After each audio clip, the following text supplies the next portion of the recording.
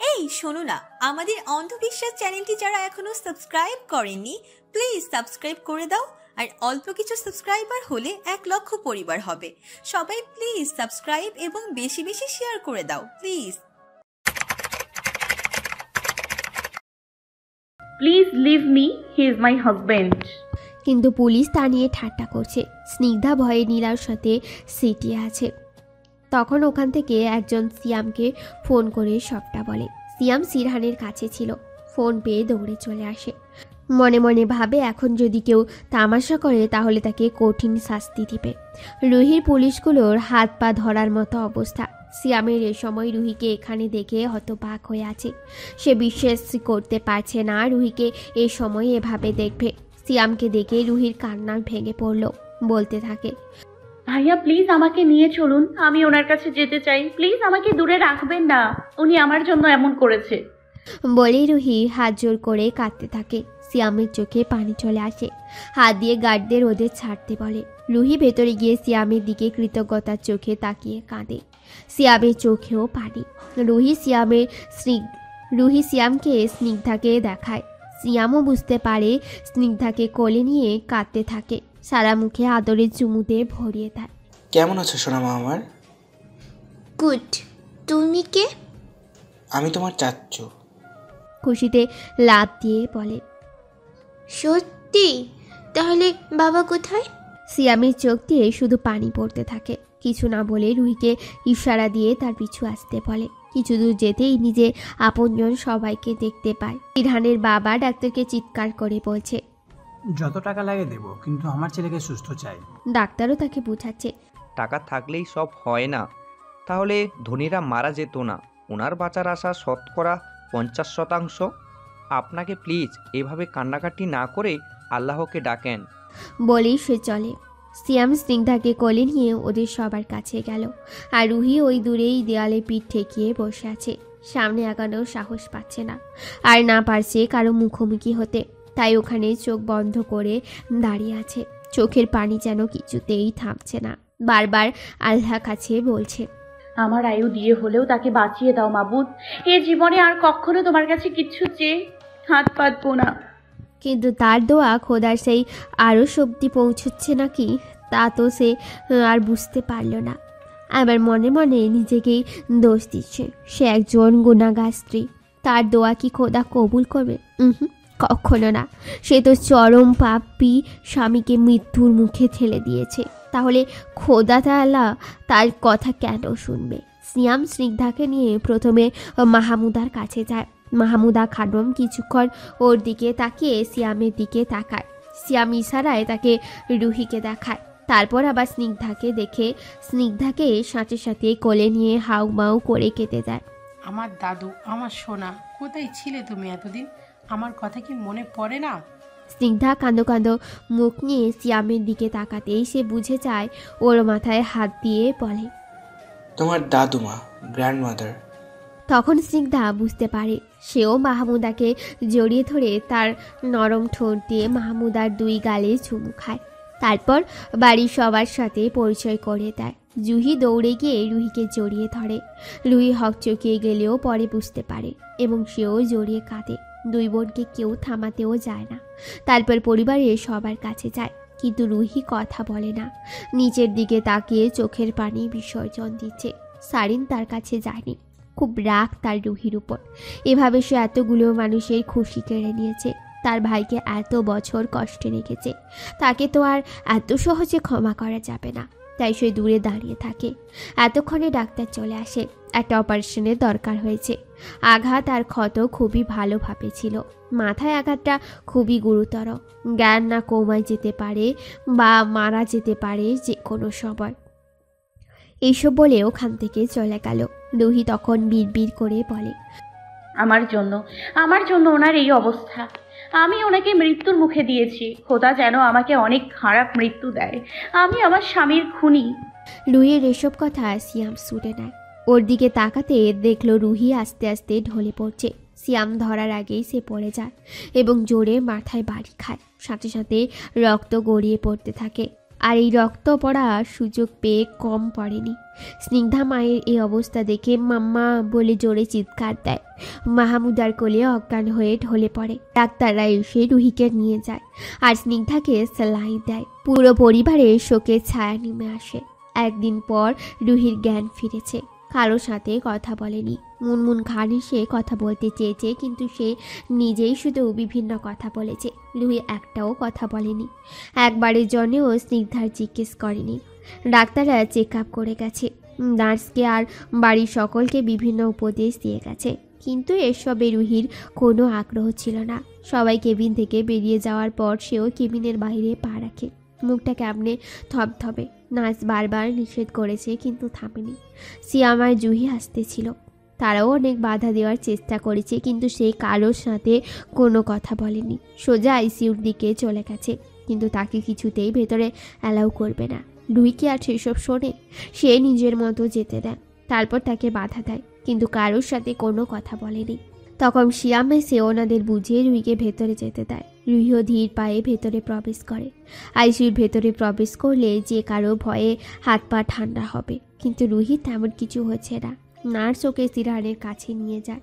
72 ঘন্টা না যাওয়া অবধি সিরহানের বিষয়ে কিচ্ছু বলা যাচ্ছে না। রুহি ধীর পায়ে হেঁটে গিয়ে সিরহানের পায়ের কাছে এক টুলে বসে। কাঁপা কাঁপা হাতে সিরহানের পায়ে হাত দিয়ে তার উপর মাথা ঠেকায়। তারপর বলতে থাকে, আপনার কাছে ক্ষমা চাওয়ার কোনো মুখ নেই আমার, তারপরেও বলছি আমাকে ক্ষমা করে দিন প্লিজ। আমার আপনাকে খুব প্রয়োজন শিরহান। আপনি ছাড়া কারো ভালোবাসা পাইনি কোনো দিন। একদিন হঠাৎ করে আমার জীবনে এসে ভালোবাসায় রাঙিয়ে দিয়ে আবার চলে যেতে পারেন না আপনি। আমি যে ভুল করেছি তার হয়তো কোনো ক্ষমা হবে না। শুধু একবার ফিরে আসুন প্লিজ। আমার আর কিচ্ছু চাই না। কখনো আপনার থেকে দূরে যাব না, কথা দিচ্ছি আমি। আমরা আবার প্রথম থেকে সব শুরু করব শিরহান।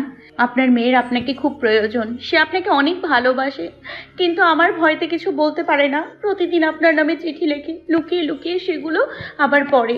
ও আমার কাছে থাকলেও আপনাকে আমার থেকে বেশি ভালোবাসে। প্লিজ ওর কাছে আমাকে খুনি করে দেবেন না। আমি জীবনে কোনো দিন ওর সামনে দাঁড়াতে পারবো না।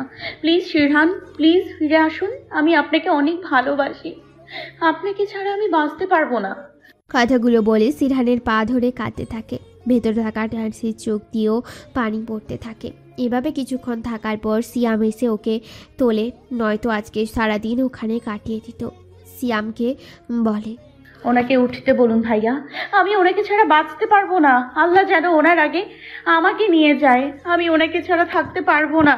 এসব আবল তাবল বকতে বকতে আইসিইউর বাইরে যায়। জুহি ওকে ধরে একটা সিটে বসিয়ে দেয়। তারপর বলে, আপু তুমি কিছু খাওনি কাল থেকে, ডাক্তার তোমাকে এখন খেতে বলেছে। আমাকে একটু বিষ দিতে পারবি জুহি? কেমন বিষণ্ণ গলায় রুহির বলা কথাটায় জুহির ভেতরটা কেমন কামড় দিয়ে উঠল। হঠাৎ গালে ঠাস করে থাপ্পড় পড়ায় রুহি উপরে তাকিয়ে দেখে সারিন দাঁড়িয়ে আছে। তারপর উঠে দাঁড় করিয়ে আবার একটা থাপ্পড় দেয়। জুহি সারিনকে থামিয়ে বলে, তোমার কি মাথা খারাপ হয়ে গেছে? কি করছো তুমি? হ্যাঁ, মাথা খারাপ হয়ে গেছে। তোমার বোন আমাদের সকলের ভালো থাকা কেড়ে নিয়েছে। কি দোষ ছিল বলো? ভাইয়ের কি দোষ ছিল? ওর জন্য এত বছর ধরে কষ্ট পেয়েছে, কিন্তু তাতেও ম্যাডামের কোনো কিছু যায় আসে না। সে তো এখন অনেক বড় মাপের মানুষ হয়েছে, তাই না? কিছু না জেনে কিছু না বুঝে ও ভাইকে অপরাধী করে সংসারটা শেষ করে দিয়ে চলে গেছে। আর তুই জানিস কিছু, তোর ভাই এই 5 বছরে সব কিছু দিয়ে দূরে ছিল। হাসতে ভুলে গেছে, ঠিকমতো খায় না, ঘুমায় না, তোমার রুমটা অবধিও ছেড়েছে। নিজের বাড়িতে গেস্ট রুমে থাকেও, কখন বাসা থেকে কখন আসে কেউ জানে না। তোকে ভুলে থাকতে, নিজেকে বিজি রাখতে মাল্টিন্যাশনাল কোম্পানি তৈরি করেছে, কিন্তু তারপরেও পারেনি। কালকে আবারও তোকে দেখে সবটা ভুলে গিয়েছিল, তোকে নিয়ে বাঁচার আকুতি করেছিল, কিন্তু তুই তো সেই তোর ইগো নিয়ে আছিস, তাই না? কারোর ফিলিংস তোর কোনো মূল্য নেই। কেউ তোর জন্য বাঁচলো কি মরলো তাতে তোর কিছু আসে যায় না। চলে যা তুই। কেন এসেছিস এখানে? এত বছর যখন ও তোকে ছাড়া বাঁচতে পেরেছে, এখন পারবে। আমাদের কারোর তোর দরকার নেই। তোর এই ইগোর জন্ম, বেচারা স্নিগ্ধা মেয়েটা কষ্ট পাচ্ছে। কি দরকার ছিল ওকে জন্ম দেওয়ার? জন্মের আগেই ওকে মেরে ফেলতি, তাহলে তোদের সব ঝামেলা মিটে যেত। তখনই এসে সিয়াম সারিনকে থামিয়ে দেয়, বলে, মাথা ঠিক আছে তোর? কি বলছিস? ছেড়ে দে ভাইয়া, ও এসবের যোগ্য। অহংকারেও মানুষ থেকে অমানুষে পরিণত হয়েছে। কালকে সব ঘটনা আমি জানি। আসিফ আমাকে সব বলেছে। ওর কাছে ভাইয়ের করা মিনতি সবই সে দেখেছে আর আমাকে বলেছে। আরও এখন এসেছে একটু চোখের জল ফেলতে। এসব কথা বলে সারিন কাঁদতে থাকে। শুভ্র ওকে ধরে বলে, প্লিজ থামো, তুমি এত হাইপার হয়েও না, পরে অসুস্থ হয়ে পড়বে। জুহিও রুহিকে আবার কাছে নিয়ে বসায়। তখনই মাহমুদা রুহির পাশে এসে বলে, তোমাদের এই অবস্থার জন্য আমি দায়ী মা।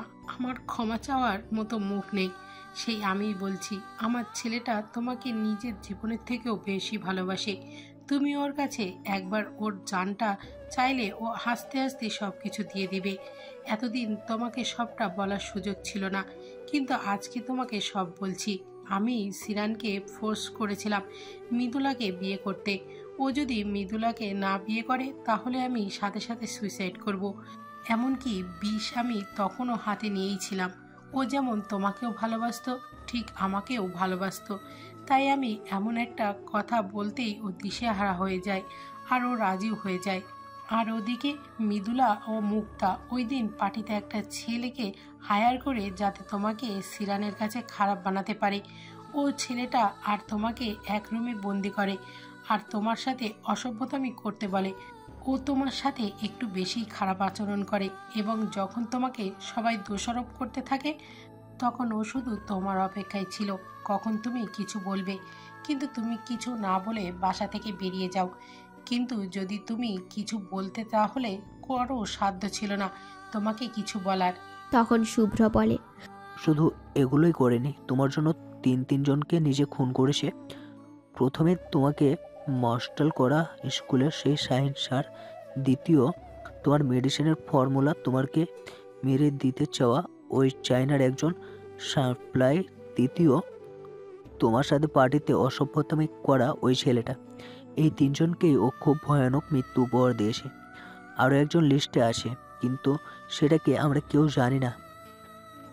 এত কিছুর পর তুমি বলবে ও তোমাকে ভালোবাসে না, শুধু বাচ্চার জন্য তোমাকে চাই? তাহলে তুমি ভুল। তুমি ওর কাছে ঠিক কি তা তুমি নিজেও জানো না। সবার কথা শুনে রুহি উঠে দাঁড়ালো। আস্তে আস্তে হেঁটে যাওয়া শুরু করলে পথে বাধা দিয়ে বলে, কোথায় যাচ্ছ তুমি? তুমি অসুস্থ, ভুলে গেছো? তুমি এমন পাগলামি করলে সিংহাকে কে সামলাবে? আমি অনেক কষ্টে ওকে ঠান্ডা করে এখানে এসেছি। প্লিজ বাড়িতে চলো তুমি। রুহি হাত দিয়ে ওকে সরিয়ে সামনে হাঁটতে থাকে। চোখে এখন কোনো পানি ছিটে ফোটাও নেই, স্বাভাবিক মানুষের মতো হাঁটতে থাকে। জুহি আবার বাধা দিতে গেলে সিয়াম ওকে আটকায়। তারপর রুহি চলে যায়। নীলাও তারপর ওর পিছু পিছু যায়। সবাইকে বলে যায় স্নিগ্ধাকে দেখে রাখতে। বাসায় পৌঁছে রুহি শাওয়ারের নিচে কাঁদতে থাকে। ডাক্তার মাথায় পানি লাগাতেই নিষেধ করেছে, কিন্তু তার কিছুই মানছে না। বারবার মনে হচ্ছে নিজেকে শেষ করে দিতে। মাঝে আবার নীলাও কয়েকবার ডেকে গেছে, কিন্তু লাভ কিছুই হয়নি। রুহিও আর ওয়াশরুম থেকে বের হচ্ছে না। তারপর উপায় না পেয়ে নীলা দরজায় ধাক্কা দিয়ে বলে, আপু, এভাবে কাঁদলে কিছুই হবে না। আপনি তাড়াতাড়ি গোসল করে নামাজ পড়ে আল্লাহর কাছে কাঁদুন। যত কাঁদবেন তা বৃথা যাবে না, কিন্তু আপনার এখনকার কান্না বৃথা যাবে। এ কান্না কোনো দামই নেই, তাই শুধু শুধু এভাবে বসে থেকে নিজের ক্ষতি করিয়েন না। নীলার কথায় কাজ হলো। রুহি ঠিকই কিছুক্ষণের মধ্যে গোসল করে বেরিয়ে এলো। তারপর নামাজে দাঁড়ালো। মোনাজাতে আল্লাহর কাছে যা বলার বলল। 2 দিন ধরে না খাওয়া, কিন্তু তার সেদিকে কোনো খেয়াল নেই। নামাজেই কান্নাকাটি করে যাচ্ছে। বারবার বলছে শুধু তার জীবনের বিনিময় হলেও যেন সিয়ামকে বাঁচিয়ে দেয় উপরওয়ালা। তারপর নীলা বুঝিয়ে জোর করে একটু খাইয়ে দিলেন। ঠিক 3 দিন পর সিরহানের জ্ঞান ফিরল, কিন্তু পুরোপুরি সুস্থ না। ডাক্তার ওকে আরও 7 দিন রেস্টে থাকতে বলেছে। হাত পা ভেঙে গেছে, মাথায় প্রচণ্ড আঘাত পেয়েছে। জ্ঞান ফেরার সাথে সাথে কাউকে চিনতে পারেনি, কিন্তু কিছুক্ষণ পর সবাইকে চিনতে পেরেছে। ডাক্তাররা বলে দিয়েছে এমনই হবে। জ্ঞান ফেরার পর বারবার দরজার দিকে তাকিয়েছিল, কিন্তু কোনো লাভ হয়নি। শুভ্রর ব্যাপারটা বুঝেছে, কিন্তু তারপরেও কিছু বলেনি। পরে সিয়াম স্নিগ্ধাকে নিয়ে আসে। স্নিগ্ধাকে ওকে দেখে কিছুক্ষণ তাকিয়েছিল, সিরহান মেয়েকে দেখতে ছিল। হঠাৎই সিরহানের চোখ দিয়ে পানি পড়তে থাকে। স্নিগ্ধা উঠে তার ছোট ছোট আঙুল দিয়ে তা মুছে দেয়, তারপর সারা মুখে চুমু এঁকে দেয়। সিরহান কিছুই বলে না, শুয়ে শুয়ে মেয়ের ভালোবাসা উপভোগ করতে থাকে। উপস্থিত সবারই চোখে জল আর মুখে হাসি। আই মিস ইউ বাবা। সিরহানও মেয়েকে বুকে নিয়ে বলল, আমিও তোমাকে খুব মিস করেছি সোনা। আর কখন আমার থেকে যাবে না, প্রমিস করো। ওকে, মাম্মামকেও নিয়ে আসবো। মাম্মামকে ফুপ্পি বকা দিয়েছে, তাই চলে গেছে। আমি চাচু আর ফুপ্পির কথা শুনেছি। চাচু খুব রেগে ফুপ্পিকে বকছিল। ওর কথা শুনে সিরহান উদির দিকে তাকালো। সিয়ামও তারপর সব কিছু বলল।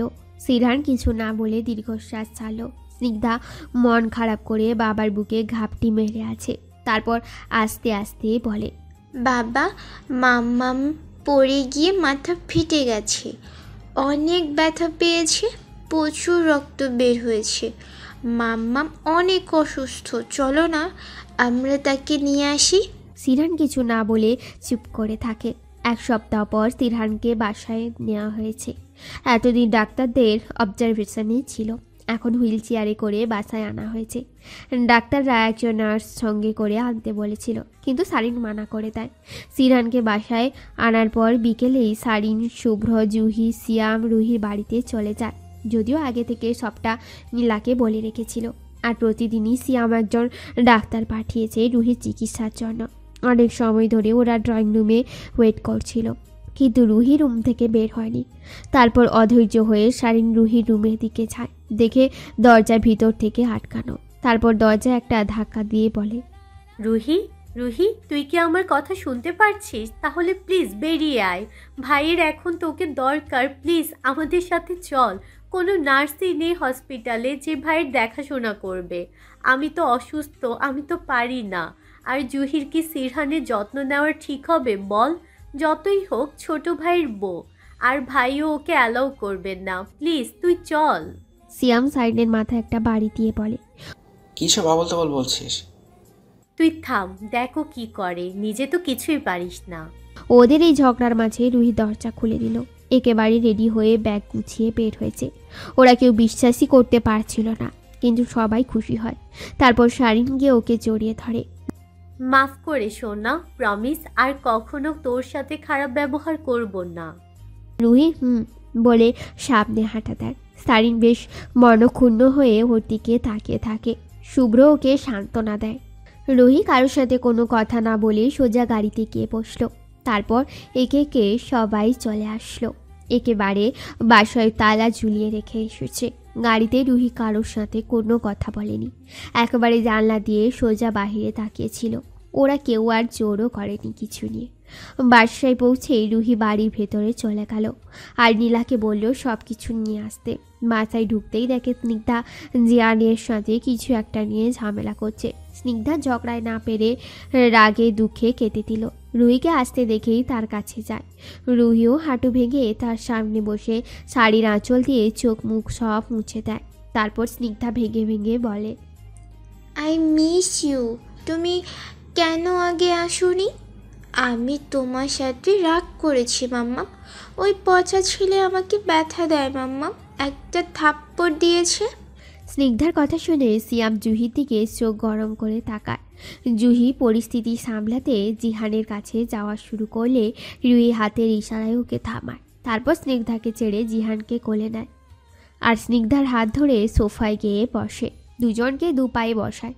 জিহান ভয় পেয়ে গেছে, ভাবছে হয়তো তাকে মারবে নয়তো বকবে।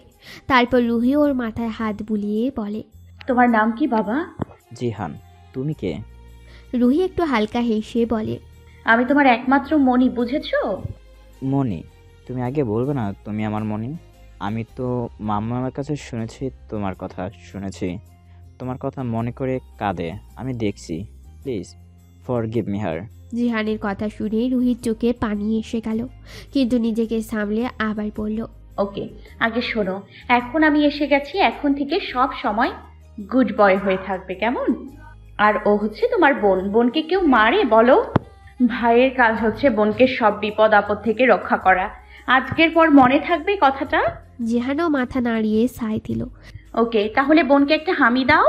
তারপর জিহান স্নিগ্ধাকে চুমু দিল, আর রুহি ইশারায় স্নিগ্ধাকে দিতে বললে সেও দিল।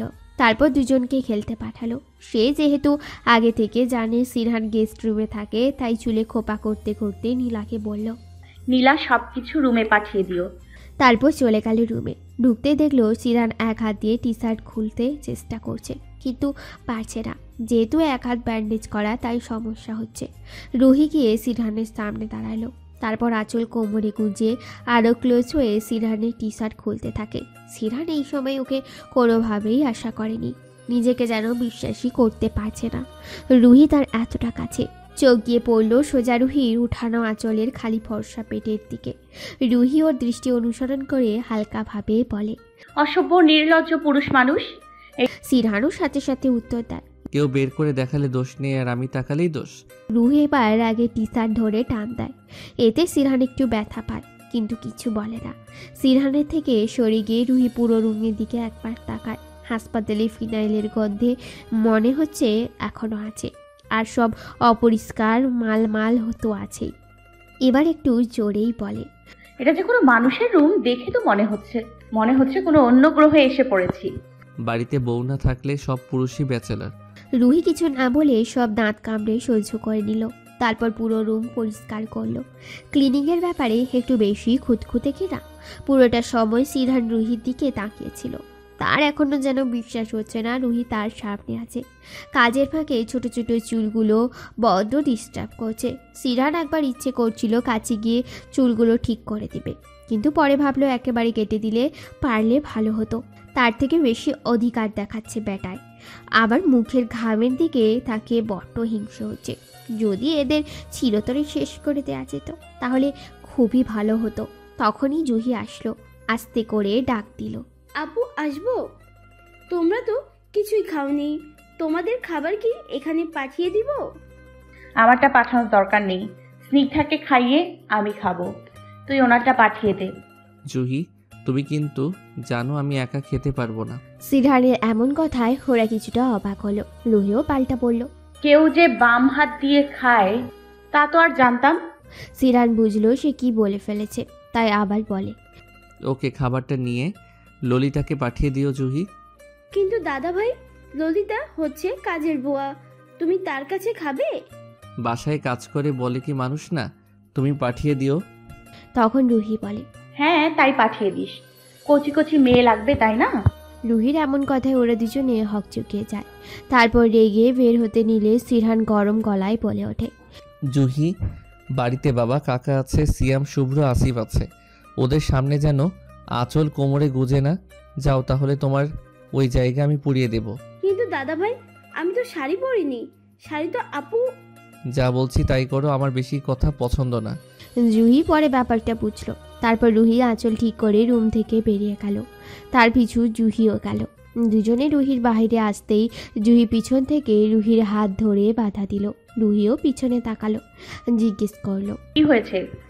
জুহি ওর দিকে তাকিয়ে শুধু চোখের জল ফেলছে। তারপর হঠাৎ করে ওকে জড়িয়ে ধরে বলল, প্লিজ আমাকে মাফ করে দাও, আমি তোমাকে ভুল বুঝেছি। আমাকে বাবা যা বুঝিয়েছে তোমার বিরুদ্ধে, তাই আমি বুঝেছি, ঠিক ভুলের বিচার করিনি, প্লিজ মাফ করে দাও। রুহি বুঝলো ওর ব্যাপারটা, তাই ওর মাথাটা তুলে পড়ল। কি হবে পুরনো কথা ভেবে শত চেষ্টা করলেও তার ফিরে পাওয়া যাবে না, তাই এগুলো আর মনে রাখিস না। আমাদের আগামীর জীবন সুন্দর হবে। আর তাছাড়াও তোদের এত কিউট আর সুইট একটা বাবু, তোদের লাইফ তো এখন ওকে ঘিরে থাকা উচিত, আমাদের কথা বাদ দে। জুহিও বুঝলো। তারপর রান্নাঘরে গেল দুজনে সিরহানের জন্য রান্না করতে। ভেজিটেবল স্যুপ করলো। তারপর সেগুলো সুন্দর করে সাজিয়ে সিরহানের কাছে গেল। সিরহান আতশোয়া হয়ে ফোন নিয়ে কথা বলছিল। তোকে আমি মেরে ফেলবো শালা, আমার জিনিসের দিকে নজর দিয়েছিস, এমন অবস্থা করব যেন তোর আগামী 14 পুরুষ আমার নাম মনে রাখে। তখনই রুমে এসে রুহি বলল, এত চিৎকার কেন করছেন? আপনি কি বাচ্চা হয়ে গেছেন? বোঝেন না কিছু? এখন যে আপনি অসুস্থ, সবটা আসিফ ভাইয়ের ওপর ছেড়ে দিলে হয় কি? এখন তো আমি আছি, তাই খেয়াল রাখছি। আমি না থাকলে কি হতো? কি করতেন আপনি তখন? সিরহান চুপটি করে বউয়ের সব অভিযোগ শুনল। তারপর কিছু না চুপ থাকলো। এদিকে তাকান, খেতে হবে। আমি এসব বাচ্চাদের খাবার খাই না। হ্যাঁ, বাচ্চাদের মতো কাজ তো করতে পারেন। সেসব কারণা ভাবলেও চলবে। রুহি আর কিছু না বলে স্যুপের চামচটা মুখের সামনে ধরল। সিরহান যতই দূরে সরছে রুহি ততই চামচটা এগিয়ে দিচ্ছে। তারপর বাধ্য হয়ে সবটা খেতেই হলো। রুহি খাওয়ানোর পর প্রেসক্রিপশন দেখে সব ওষুধ খাওয়ালো। তারপর সব কিছু নিয়ে চলে গেল। রুহি চলে যেতেই সিরহান একটা মুচকি হাসি দিল। রুহি কিচেনে সব কিছু রেখে বাড়ির সবার সাথে দেখা করতে গেল।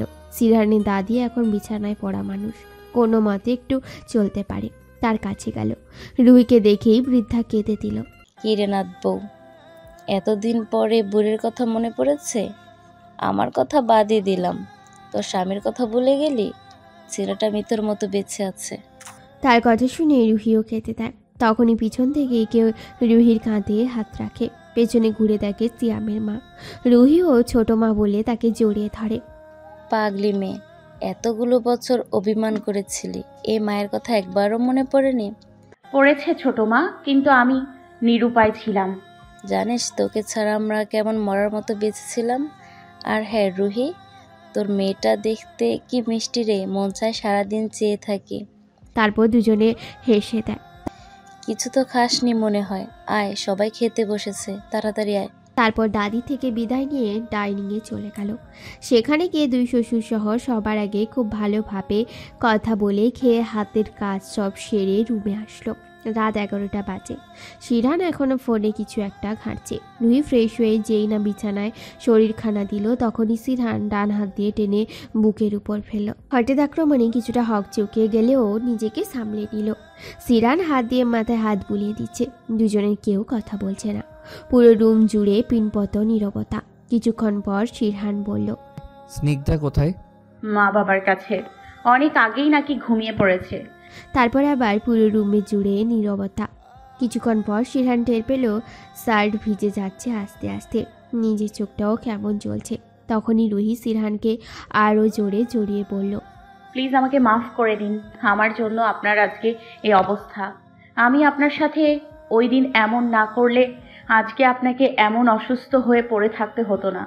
সব আমার জন্যই হয়েছে। সিরহান ওকে তুলে হাত দিয়ে চোখ মুছে বলে, আল্লাহর সব কাজের পেছনে একটা গুরুত্বপূর্ণ উদ্দেশ্য থাকে, আর আমার অ্যাক্সিডেন্টের পেছনে কারণ হলো তোমাকে আমার কাছে পৌঁছে দেওয়া, আর কিছু নয়। এসব ভেবো না রুহি, আমরা আবার সব শুরু করব। রুহি সিরহানের কথায় সাই চাটায়। উপরে চোখ তুলে তাকাতে দেখে সিরহান কেমন ঘোর লাগা দৃষ্টিতে তার দিকে তাকিয়ে আছে। কিছু বলতে যাবে তার আগেই সিরহান তার দিকে ঝুঁকে রুহি ঠোঁটে নিজের ঠোঁটের সাথে মিলিয়ে দিল। স্বামী স্পর্শে রুহি স্পর্শ আলাদা এক অনুভূতি কাজ করল। শিহরণে সিরহানের শার্ট খামচিত হইল। বেশ কিছুক্ষণ পর সিরহান ছাড়ল রুহিকে। রুহি লজ্জায় তার দিকে তাকাতে পারল না। সিরহান তাকে সাফি করতে বলে, এবার আমার বুকে ঘুমিয়ে পড়ুন, আর লজ্জা পেতে হবে না মহারানী। তারপর দুজনে বহুদিন পর সুখের এক ঘুম দিল। আমাকে টেনশনে ফেলে ওই সায়েন্টিস্ট ওর পরিবারের সাথে সুখে দিন কাটাচ্ছে। ওকে তো আমি আমার ড্র্যাগের জন্য কিমা করব। ও জানে না ও চোখে ধুলো দিয়েছে। বলেই লোকটা সামনে থাকা টি টেবিলটাকে ভেঙে হাজার টুকরো করে দিল। তুমি আমার নজরে পড়ে সায়েন্টিস্ট, এবার তোমাকে আমার থেকে কে বাঁচাবে? সাথে সাথে লোকটার পাশে থাকা 5টি হিংস্র কুকুর ঘেউ ঘেউ করে ওঠে। পরের দিন সকালে রুহি খুব ভোরে উঠে নামাজ শেষ করে ড্রয়িং রুমে চলে গেল। আজকে ঠিক করছে সবার জন্য নিজে নাস্তা বানাবে, তাই সে অনুযায়ী কাজ করতে লাগলো। একটু পর মিসেস মাহমুদা সেখানে উপস্থিত হলেন। রুহিকে কিচেনে দেখে একটু বিচলিত হলেন। হাত থেকে সবজিগুলো নিয়ে বলল, এ কি তুমি এখানে? যাও ঘরে যাও, আমি আছি, একটু পর তোমার চাচি আসবে, জুহি আছে, সমস্যা হবে না। কিন্তু মা, আমি তো করতে পারি, ওরা না হয় আজ একটু রেস্ট নেই। না না, তার দরকার নেই। তুমি গিয়ে দেখো সিরানের কিছু লাগবে নাকি। তোমার মেয়েও উঠবে এখন হয়তো। ও 9টা ছাড়া ওঠে না মা, আপনি সরুন তো, কাজ করতে দিন। আপনি রেস্ট নিন, এতদিন তো করেছেন আপনারা, আজকে আমি করি। কিন্তু রুহি। মাহমুদ আর কিছু বলল না। মনে মনে ভাবলেন কি দিয়ে তৈরি এই মেয়ে, যাকে কতই না কথা শোনালো, কত অপমান করলো, সে কিনা এমন করছে যেন কিছুই হয়নি। কথায় মনে হলো কতই না আপন দুজনে। মাহমুদার চোখে জল ভিড় করলো। তিনি হাত দিয়ে রুহির মাথায় হাত বুলিয়ে দিতে থাকলো। রুহি একটু অবাক হলে তার দিকে তাকালো। তার চোখে পানি দেখে বিচলিত হয়ে পড়ল। এ কি, আপনার চোখে পানি কেন? শরীর খারাপ লাগছে? বুকে ব্যথা করছে? আমি তেল মালিশ করে দিব? সহসা মাহমুদা রুহিকে জড়িয়ে ধরে নীরবে অশ্রু বিসর্জন দিতে লাগলো।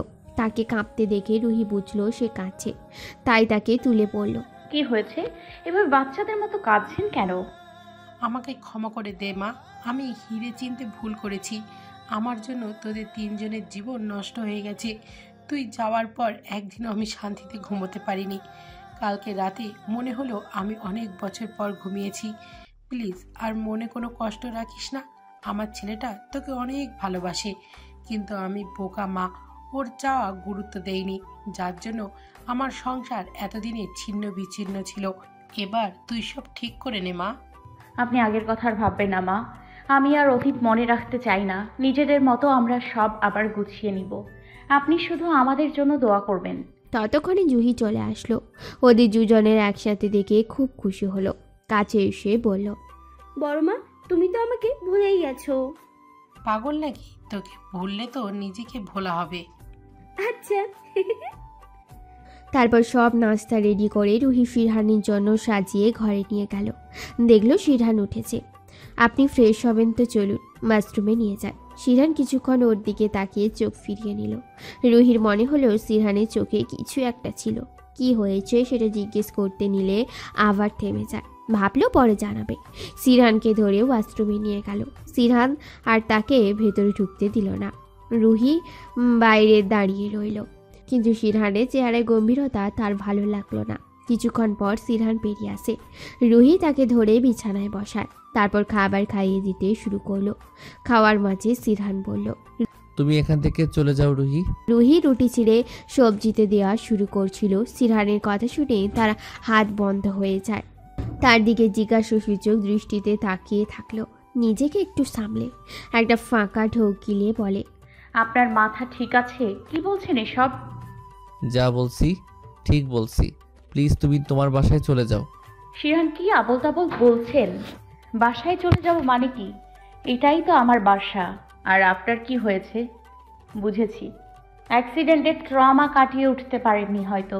ঠিক হয়ে যাবে তো সব, আমি আছি তো। আপনি খাবারটা খেয়ে ঔষধ খান প্লিজ। আমি যা বলছি ভেবেচিন্তেই বলেছি, চলে যাও তুমি। শিরহান। রুহি অশ্রুসিক্ত চোখে শিরহানের দিকে তাকিয়ে থাকলো। তারপর তাড়াতাড়ি করে বেশি বেশি নিয়ে শিরহানের মুখে গাদাতে থাকলো। শিরহানও কিছু বলছে না। খাওয়া শেষ হলেই শিরহানকে ওষুধ খাইয়ে তাড়াহুড়ো করে রুম থেকে বেরিয়ে গেল। কিচেনে সব কিছু রেখে স্নিগ্ধার কাছে গেল। সবাই ওর থমথমে মুখ দেখে তার দিকে তাকিয়ে থাকলো। কারো মাথায় কিছু আসছে না কি হয়েছে। স্নিগ্ধাকে আস্তে আস্তে ডেকে তুলল। স্নিগ্ধাও অতি আহ্লাদে মায়ের গলা জড়িয়ে ধরল। তাড়াতাড়ি ওঠো মা, খেতে হবে। ঘুম কেমন হলো? আর একটু ঘুমাই মাম্মা। কেন, রাতে ঘুমাওনি? না, দাদুর থেকে গল্প শুনেছি। কি? তোমার দাদু অসুস্থ মানুষ, তোমাকে তা বুঝতে হবে মা। না ঘুমালে আরো অসুস্থ হবে। ওকে, আজকে আর হবে না, আমি বাবার কাছে যাব। ওকে যাও, আর ফ্রেশ হয়ে খেতে আসবে। ওকে। তারপর হেঁটে একটু গিয়ে আবার পিছনে তাকিয়ে বলে, তিশান ভাইয়া আসবে না মাম্মা? রুহি হঠাৎ তিশানের কথা আশা করেনি। তারপর বুঝলো এতদিন একসাথে থেকেছে, তাই জিজ্ঞেস করছে। আসবে মা, একটু সময় লাগবে, কিন্তু পাক্কা আসবে। ওকে। তারপর খুশিতে দৌড় দিল। বাবা, আমার মা কোথায় ছিল? আগে কেন আসেনি? দাদুর কাছে ঘুমিয়েছি, সারা রাত গল্প করেছি। তাই? আচ্ছা, আমি যাই মাম্মাম, বকবে। ওকে, তাড়াতাড়ি চলে আসবে কিন্তু। ওকে। স্নিগ্ধা যাওয়ার পর শারিন রুমে আসলো। শিরহানের দিকে চোখ ছোটে করে তাকিয়ে রইল। ওরকম পেতনির মতো তাকিয়ে আছিস কেন? তুই রুহিকে কি বলেছিস? কি বলেছি? তা তুই ভালোই জানিস দাদা ভাই, ও এমন মুখ ভার করে আছে কেন? তা তোর বান্ধবীকে জিজ্ঞেস কর না। দেখ, হেয়ালি করবি না একদম, উত্তরটা দে না। ওকে চলে যেতে বলেছি। কি? কেন কেন তুই এটা করেছিস? জানিস ওকে আনতে কত কষ্ট হয়েছে? কেন এনেছিস তোরা ওকে? আমার সেবা করার জন্য? কেন? ও কি আমার পার্সোনাল নার্স নাকি? ওর যখন আমাকে দরকার ছিল তখন তখন তো আমি ছিলাম না ওর কাছে। ওকে কেন তোরা এনেছিস আমার জন্য?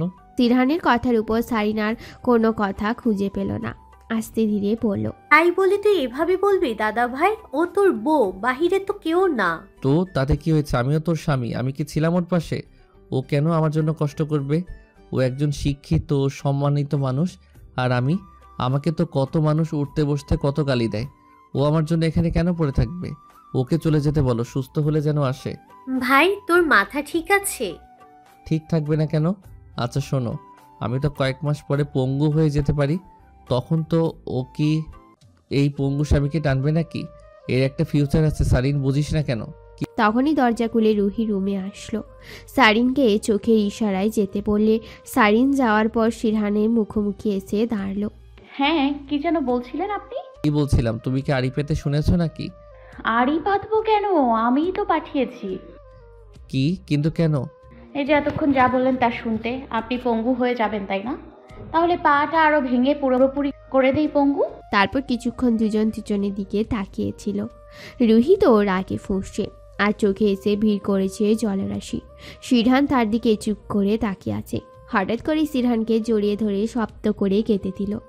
আপনি এমন কেন বলবেন প্লিজ? আমি কি এতই খারাপ যে স্বামীর যত্ন নিতে পারবো না, তাকে বোঝা মানব? আপনি আমাকে কেন এখনো চিনলেন না বলেন?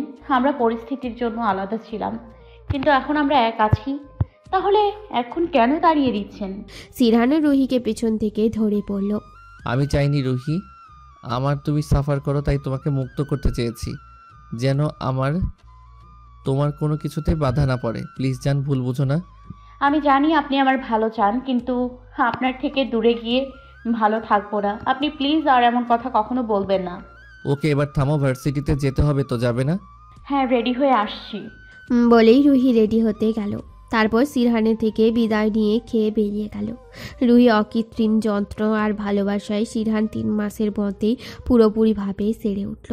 এখন সে পুরোই ফিট আছে, কারোর সাহায্য ছাড়াই হাঁটতে চলতে পারে, নিজের কাজ নিজে করতে পারে, রাজনীতির সব কার্যক্রমের অংশ নেয়। আজকে ছুটির দিন, বাড়ির সবাই বাড়িতে আছে, তার উপর বাহিরে ঝুম বৃষ্টি। সবার মন এখন এই বৃষ্টিতে খিচুড়ি খিচুড়ি করছে, তাই সবার আবদার মেটাতে বাড়ির মহিলারা খিচুড়ির সাথে ইলিশ মাছ ভাজা আর বিফ কাবাব তৈরি করছে। বাচ্চারাও যে যার মতো পুরো বাড়ি মাতিয়ে রেখেছে। তার সাথে যুক্ত হয়েছে বড় বাচ্চা সারথি। ওদের এখন বকা দিয়েও লাভ নেই। সারথি এবার মেডিকেল 3য় বর্ষের স্টুডেন্ট।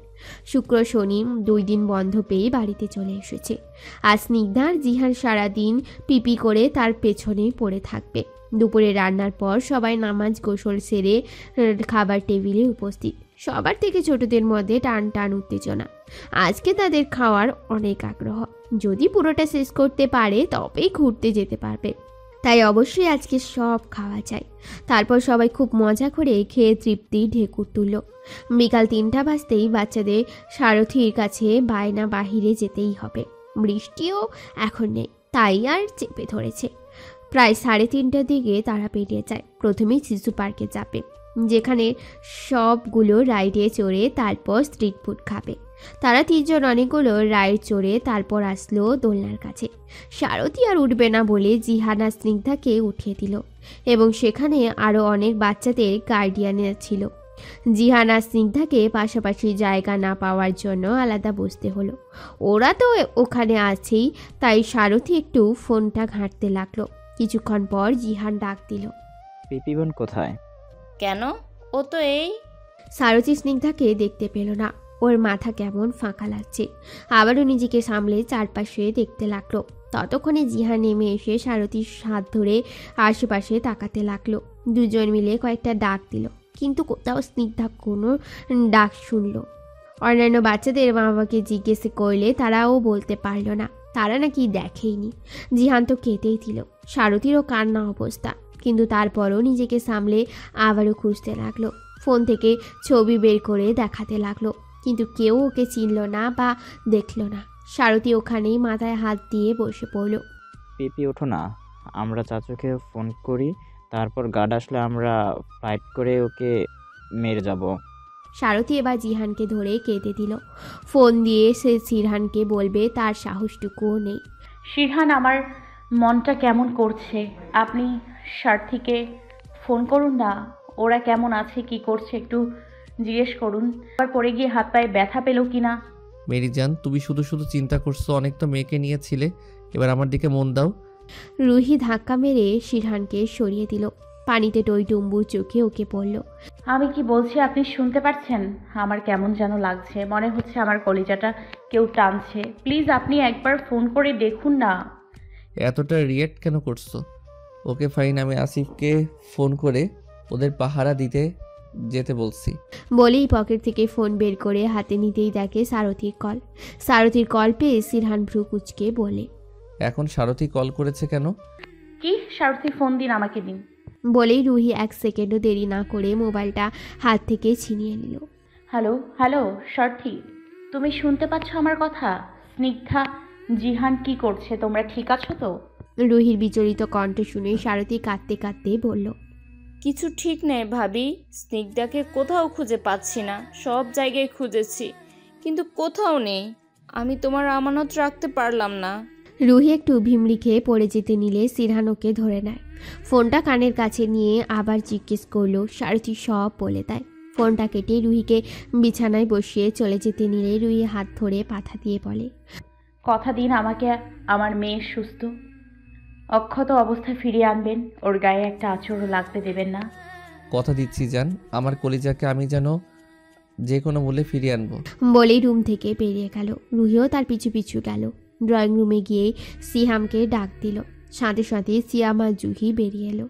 ভাই ভাই, আমার মেয়েকে কেউ কিডন্যাপ করেছে, আমাদেরকে তাড়াতাড়ি বেরোতে হবে। প্লিজ আসিফকে আসতে বল, পুলিশ কমিশনারকে ফোন কর, যা করার তাড়াতাড়ি কর।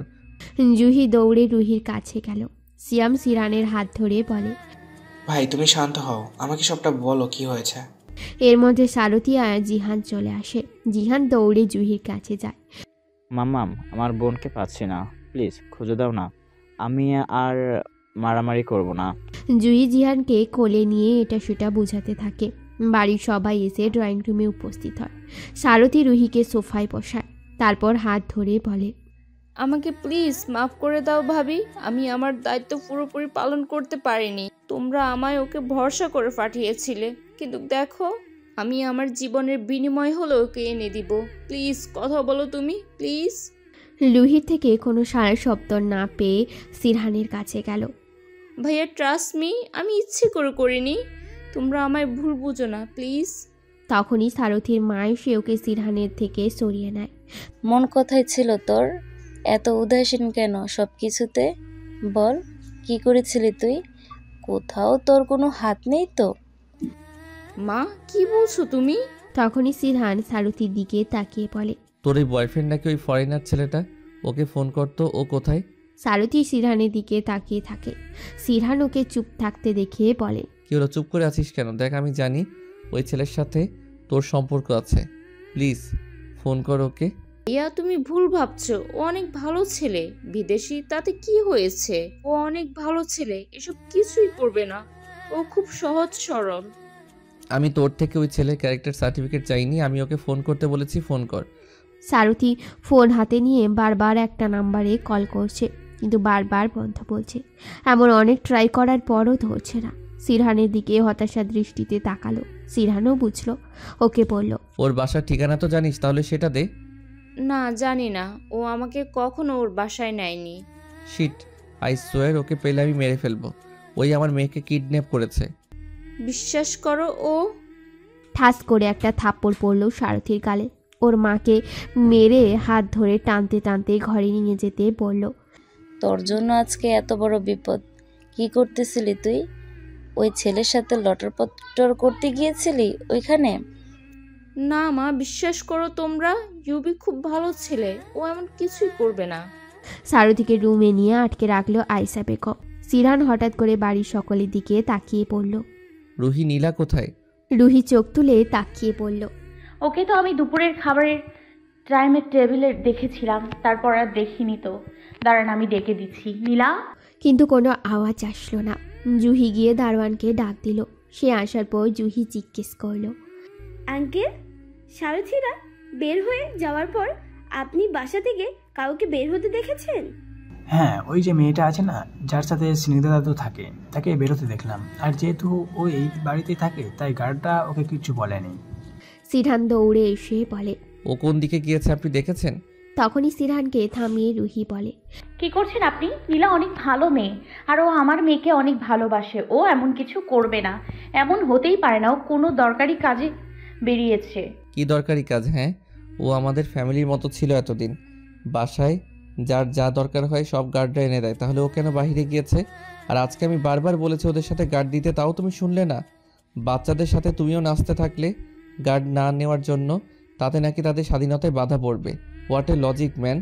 এত কিছু শোনার পর রুহি আর কিচ্ছু বলতে পারল না। সিরহান আবার দারোয়ানের কাছে জিজ্ঞেস করলো। হ্যাঁ, কি যেন বলছিলেন? ও কোন দিকে গেছে? ওই তো, ওই পশ্চিম দিকে। ওয়াও, শুনেছো তুমি? পশ্চিম দিকে ওর কী কাজ? ওদিকে তো পার্ক আর মার্কেট তো উত্তর দিকে। এবার বলো ও কি কাজে গিয়েছে? Answer me. রুহি আর কিছু বলতে পারল না, শুধু চোখের পানি ফেলছে। সিরহান বাসা থেকে বেরিয়ে গেল। রুহি অতিরিক্ত মানসিক চাপে অজ্ঞান হয়ে গেল। জুই ওকে ধরে সোফায় শুইয়ে দিল। সারা শহরে রেড অ্যালার্ট জারি করলো। পুলিশ পুরো শহরে প্রতিটা অলিগলি খোঁজ চালাচ্ছে। সিরহান সবাইকে শাসাচ্ছে 24 ঘন্টার মধ্যে তার মেয়েকে চায়। পুলিশ প্রশাসন সবার ঘুম হারাম করা পালা। সিরহানের শাসানিতে কেউ 1 সেকেন্ডও বসতে পারছে না। যদি স্নিগ্ধাকে না পাওয়া যায় তবে তাদের চাকরির একটা কিছু হবে। কমিশনারের অফিসে বসে সিরহান পুলিশের ঊর্ধ্বতন কর্মকর্তাদের সাথে কথা বলছিল। তখনই একটা 100 নাম্বার থেকে ফোনে কল আসে। সিরহান ফোনটা রিসিভ করে কানে দিতেই বারান্দার দরজায় ঠক ঠক আওয়াজে সারথি দরজা খুলল। দরজা খুলেই সে অবাক। ইউবি, তুমি এখানে? ইউভি কিছু না বলে সারথি 2 গালে হাত রেখে বলে। আমাকে ভালোবাসো তাই না বেবি? সেটা আবার জিজ্ঞেস করছো কেন? তাহলে আমার সাথে পালিয়ে চলো, আমরা বিয়ে করব। হোয়াট? পাগল হয়ে গিয়েছো? মাথা ঠিক আছে তোমার? আমরা দুজনকে ভালোবাসি। আমাদের ফ্যামিলির দিক থেকে কোনো প্রবলেম হবে না, তাহলে পালিয়ে কেন যাব? বিয়ে করতে হলে তুমি আমার বাসায় তোমার ফ্যামিলি নিয়ে আসো প্লিজ। তাও এই কথা বলো না, আমি এটা করতে পারবো না। বোঝার চেষ্টা করো, তোমার বাসার কেউ আমাকে মানবে না। কেন মানবে না ইউবি?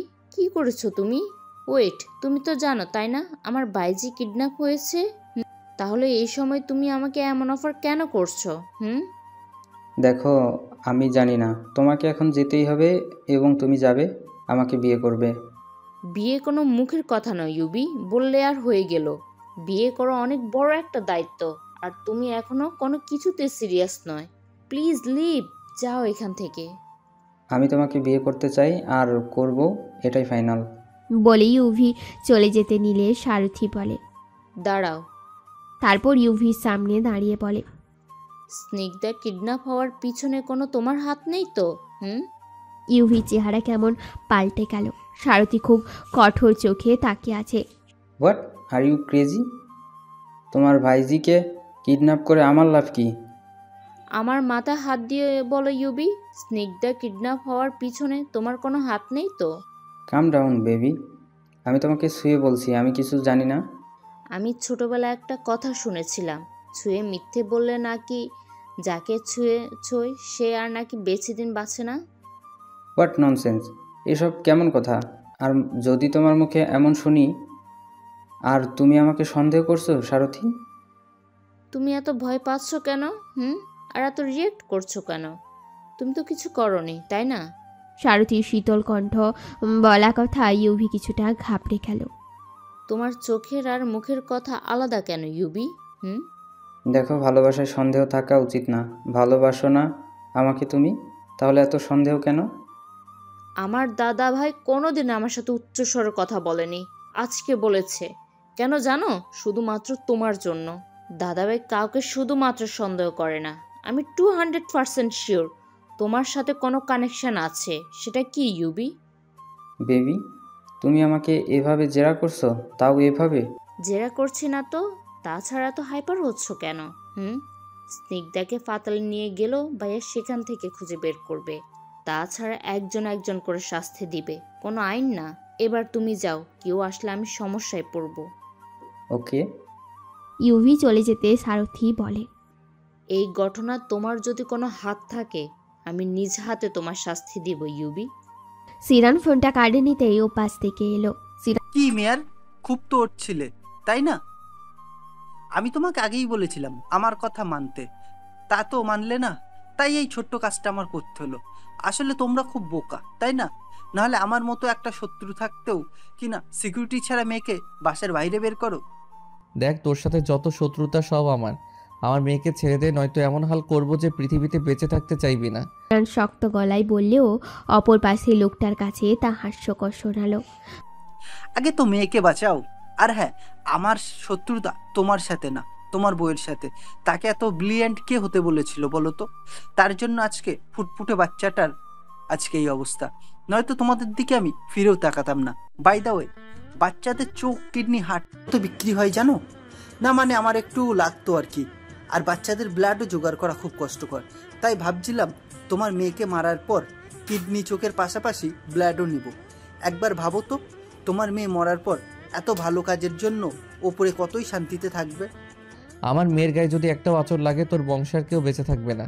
তুমি আমার কলিজায় হাত দিয়েছিস, কি মনে করেছিস আমি তোকে ছেড়ে দেব? তোর লাশের রক্তে আমি গোসল করব? চুপ মেয়ার চুপ। এই ভালো মানুষের আড়ালে তোর যে একটা শয়তানি চেহারা আছে না, আন্ডারওয়ার্ল্ডের মাফিয়াদের সাথে ওঠা বসা, সেসব যদি আমি সবার সামনে প্রকাশ করি তখন কি হবে? সরকারি লোক হয়ে ক্রাইম করে বেড়াস, সেসব আমি কিচ্ছু করব না। শুধু তোর বউকে আমার হাতে তুলে দে, ওকে দিয়ে আমি কোটি কোটি টাকার বিজনেস করব। আর তোর মেয়েকে নিয়ে যা। আরে ওর মতো একটা বউ গেলে কিছু হয় না। তোর সামনে আমি আরো হাজারো সুন্দরী মেয়ে দাঁড় করাবো, তাদের একবার দেখলে তোর আর বউকে মনে ধরবে না। এই সুরের বাচ্চা, মুখ সামলে কথা বলবি। তোকে আমি টুকরো টুকরো করব, শুধু একবার তোকে হাতে পাই, তোর পরিবার তোকে চিনতে পারবে না। এসব ফাঁকা আওয়াজ পরে দিস, এখন তুই সিদ্ধান্ত নে কি করবি। জাস্ট 2 ঘন্টা পর আমি আবার ফোন করব, এতক্ষণ ভাবনা হয়। বলেই লোকটা ফোন কেটে দিল। সিরহান বাঁকা হেসে এক অফিসারের দিকে তাকিয়ে বলে, কাজ হয়েছে অফিসার? ইয়েস স্যার, আমরা এখনই ইনফরমেশন দিচ্ছি। কিছুক্ষণ পর লোকটা ফিরে এসে বলে, স্যার লাস্ট লোকেশন ছিল চট্টগ্রাম বন্দর, এবং দুর্ভাগ্য যে সিম এখন বন্ধ, তাই সঠিক কোথায় আছে তা এখন বলা যাচ্ছে না। সিরহান এক অফিসারের দিকে তাকিয়ে বলে, ফোর্স রেডি করুন, আমাদের বেরোতে হবে। কিন্তু স্যার ওই লোকটা যে বলল কিছুক্ষণ পর কল করবে। তো এতক্ষণ কি হাতে মেহেদি দিয়ে বসে থাকবো? মনে রেখো, আমার মেয়ের কিছু হলে আপনাকে সাথে ঠিক কি হতে পারে, তো আপনারা কল্পনাও করতে পারবেন না।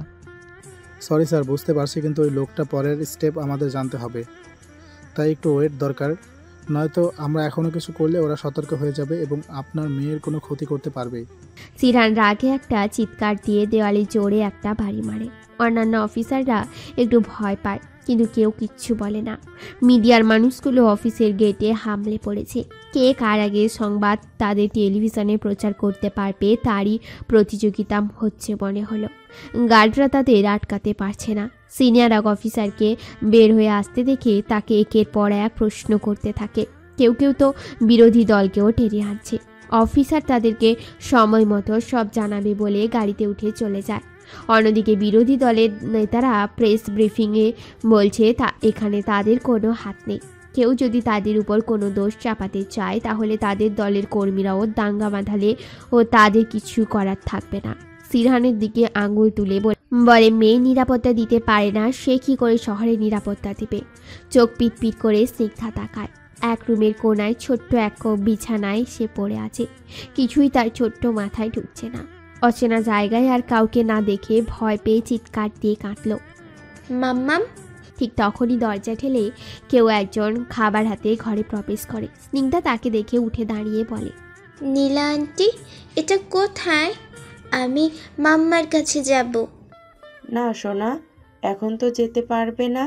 আমি আর তোমার মাম্মাম একটা গেম খেলছি, তাই তোমাকে এখন এনে এখানে রাখা হয়েছে। স্নিগ্ধা কি বুঝলো কে জানে, কিছুক্ষণ ভেবে বলে, কিন্তু তুমি তো জানো আমি কোথায়, তাহলে আর গেম কই থাকলো? তার চেয়ে আমি এখান থেকে এক জায়গায় পালাই, তারপর তোমরা আমাকে ধরো। ওর কথায় নীলা ঘাবড়ে গেল। কোনোভাবেই মেয়েকে সে হাতছাড়া করতে পারবে না, না হলে তার নিজের জীবন দিতে হবে। না না সোনা, খেলাই এমন, তাই তোমাকে এখানে থাকতে হবে। এখন বরং এটা তুমি খেয়ে নাও। স্নিগ্ধার হাতে একটা চিকেন বার্গার ধরিয়ে দিল। ওকে সুন্দর করে খাইয়ে পানি খাইয়ে দিল। খাওয়ার সাথে সাথে তার চোখে ঘুম এসে গেল। স্নিগ্ধাও ঘুমিয়ে পড়ল। নীলা তার উদ্দেশ্যে সফল হওয়াতে বাঁকা হেসে রুম থেকে বেরিয়ে গেল। ইরহান সারথীকে ফোন করে বলে, তোর বয়ফ্রেন্ড সম্পর্কে সব তথ্য দে, যেন কিছু বাদ না থাকে, তাহলে আমার থেকে খারাপ কেউ হবে না। ভাইয়া, আমি ওর ব্যাপারে শুধু জানি যে ও ফরেনার, ক্লাস 12 অবধি চায়না পড়েছে, আর মেডিকেলে পড়ার জন্য বিড়িতে এসেছে, তারপর আমার সাথে পরিচয়। মানে সত্যি সারথী, তুই আমার বোন হয়ে এত বোকা কিভাবে? কেউ চায়না থেকে বিড়িতে মেডিকেল কেন পড়তে আসবে? এটা ওর একটা ট্র্যাপ, তুই বুঝতে পারিসনি? সরি ভাই। সরি বলে সব কিছু সমাধান হয় না। কিন্তু ভাইয়া, ওর বিডি নাগরিক আছে। কি? ওর নাগরিকত্ব কিভাবে থাকে? তা তো আমি জানি না। ওকে বলেই সিরহান ফোন কেটে দিল। অফিসারকে ইউভির সব ডিটেলস আনতে বলে। এর মধ্যে একজন অফিসার এসে বলে, স্যার, চট্টগ্রাম বন্দর থেকে একটা জাহাজ ইমিডিয়েটলি চায়নার দিকে রওনা দিবে। সিরহান একটু বাঁকা হেসে বলে, ওকে, একটু যেতে দাও। ঠিক তখনই সিরহানের ফোনে ওই আননোন নাম্বার থেকে কল আসে। সিরহানও সেটা রিসিভ করে স্পিকারে দেয়। কি মেহর, তাহলে তুমি প্রস্তুত তো পরের স্টেপের জন্য? বলো। তোমার মেয়েকে আমি দিতে পারি, কিন্তু আমারও কিছু দরকার, তাই না? তুমি তো ভালো জানো ফ্রিতে দুনিয়ায় কিছু পাওয়া যায় না। তাই বলছিলাম কি, তোমার মেয়েকে দিয়ে যাও আর তোমার বউকে আমার হাতে দাও। নিয়ে নাও, আমি রাজি। উপস্থিত সকলে ঘাবড়ে গেল। এ কি বলল সিরহান? নিজের বউকে একজনের হাতে তুলে দিবে? কেউ কেউ তো ঘৃণার চোখে তাকায়, কিন্তু কিচ্ছু বলতে পারে না। সিয়াম চিৎকার দিয়ে বলে, মাথা ঠিক আছে তোমার? কি বলছো এসব? রুহিকে কেন তুমি ওদের হাতে দিবে? তখন উপাস থেকে লোকটা আবার বলে, তোমার বউ যদি আমাদের জন্য ক্যান্সারের ওষুধের ফর্মুলা তৈরি করে দেয়, তাহলে তো চড়া দামে বিক্রি করা হবে এবং তুমিও তার 50% শেয়ার পাবে। হ্যাঁ, তাই তো আমি রাজি, কিন্তু মনে রেখো আমার কিন্তু 50% চাই। ওকে, তাহলে আমি ঠিকানা সেন্ড করছি, সেখানে তোমার ওয়াইফকে নিয়ে চলে আসো। যদি কোনো চালাকি করে থাকো তাহলে কিন্তু তোমার মেয়েকে আর জীবিত পাবে না। আমি কথা দিয়ে কথা রাখতে চাই। এই তো গুড। ফোন কেটে সিরহান বাঁকা হেসে ফোনের দিকে তাকিয়ে রইল। ভাই, কি বললে এসব? তুমি রুহিকে এর কাছে দিবে? কিন্তু কেন? কিসের এত লোভ? ও আমাকে নিজের ভাই ভাবে। আমি বেঁচে থাকতে এই পাপ আমি কিছুতেই হতে দেব না। সিরহান কিছু না বলে একজনকে ফোন দিয়ে বলে, কাজ হয়ে গেছে? গুড, আর মাত্র কয়েক ঘন্টার মধ্যে আমি আসছি। এরপর সিয়ামের দিকে তাকিয়ে বলে, চলো, এখন গেলেই দেখতে পাবি। চট্টগ্রাম বন্দরে এক বড় জাহাজের একেবারে ছাদে সিরহান আর সিয়াম বসে আছে। লোকটা তাদের সেই ঠিকানাই দিয়েছে। পাশে বোরখা পরা একজন বসে আছে। কিছুক্ষণ পর এক মাস্ক পরা একজনকে তাদের সামনে আসলো। সিরহান তাকে দেখে উঠে হাত মিলালো। তো ইয়ং ম্যান, ওয়াইফকে নিয়ে এসেছো, কিন্তু তার আগে তো এগ্রিমেন্ট সাইন করতে হবে। তারপর একটা কাগজ দিয়ে বলে, এখানে লেখা আছে তুমি সজ্ঞানে নিজের স্ত্রীকে আমাদের হাতে তুলে দিচ্ছ, আর 50% শেয়ার তোমার। আমার শুধু টাকাটা পেলেই হবে, আর কিছু দরকার নেই। That's good. এই, কে কোথায় আছিস? এই মেয়েটাকে তুলে নিয়ে যা, আমাদের সোনার ডিম পাড়া হাঁস এটা। তখনই একটা ছেলে এসে বোরখা পরা মেয়েটির হাত ধরে টান দিল, কিন্তু তাকে এক চুলও নোটাতে পারল না। ছেলেটা আবার তাকে টান দিল। মেয়েটি তার হাতে ধরে পিছনে ঘুরিয়ে রিভলভার বের করে একসাথে কয়েকটা গুলি করে দেয়। মাস্ক পরা লোকটা ঘাবড়ে যায়, সিরহানের দিকে তাকিয়ে বলে, এই মেয়ের এসব কি? এসবের কথা ছিল না। কথা যদি ঘুরিয়েছিস তাহলে তোর মেয়েকে জীবিত পাবি না। আচ্ছা, তাহলে আমার মেয়ে কোথায় একটু দেখো তো, দেখি আমিও তাকে একবার। একটা ছেলে দৌড়ে এসে পড়ল। স্যার, ওই মেয়েটা রুমে নেই। তখনই লোকটা চিৎকার দিয়ে পড়ল, নেই মানে কি? ঠিক মতো খোঁজ, এক জায়গাও যেন বাদ না পড়ে। ওকে না পেলে কিন্তু তোদের খবর আছে। আগে তুই বেঁচে থাকিস নাকি তা তো দেখ। কথাটা শুনে লোকটা সামনে তাকাতেই দেখে মেয়েটি তার শরীর থেকে বোরখা খুলতে থাকে। তাকে দেখে সিরহান বাদে সিয়াম আর লোকটা চমকে যায়। কোনো কিছুই তাদের মাথায় আসছে না। আর সিরহানকে দেখে মনে হচ্ছে সে আগে থেকেই সবই জানে। এ কি বুসরা, তুমি এখানে এভাবে? কি করব বলুন স্যার? আপনাদের মতো গর্তে লুকিয়ে থাকা শয়তানগুলোকে বের করতে হলে তো একটু একটু এসব করতেই হয়। সিয়াম লোকটিকে বলল, আপনি ওকে বুসরা কেন বলছেন? ওর নাম তো নীলা। না, ওর নাম বুসরা। ও ও আমার আন্ডারে গত 2 বছর থেকে কাজ করছে। তার মানে তুমি আমাকে মিথ্যে বলেছো? তোমাকে তো আমি বলেই বন্দুক বের করতে নিলে নীলা তার বন্দুক দিয়ে সোজা লোকটির পায়ে গুলি করে। পরপর 2 পায়ে গুলি করায় লোকটা হাঁটু ভেঙে বসে পড়ে। তারপর নীলা চিৎকার দিয়ে বলে, বয়েজ কাম হেয়ার। পরপর কালো পোশাক পরা বন্দুকধারী অনেকগুলি লোক এসে মাস্ক পরা লোকটিকে ঘিরে ধরল। তাদের মধ্যে 2 ছেলে এসে লোকটির 2 হাত পেছন থেকে বেঁধে দিল এবং তার দিকে সবাই বন্দুক তাক করে রাখল। নীলা লোকটির কাছে এসে তার মুখের উপর থেকে মাস্কটা টান দিয়ে খুলে ফেলল। সিয়াম আর সিরহান তাকে দেখে ফেলবে তা তারা কখনো ভাবেনি। এত একেবারে কেঁচো খুঁড়তে কেউটে। আঙ্কেল আপনি? সিয়ামের কথায় লোকটা কিছু না বলে মাথা নিচু করে রাখলো।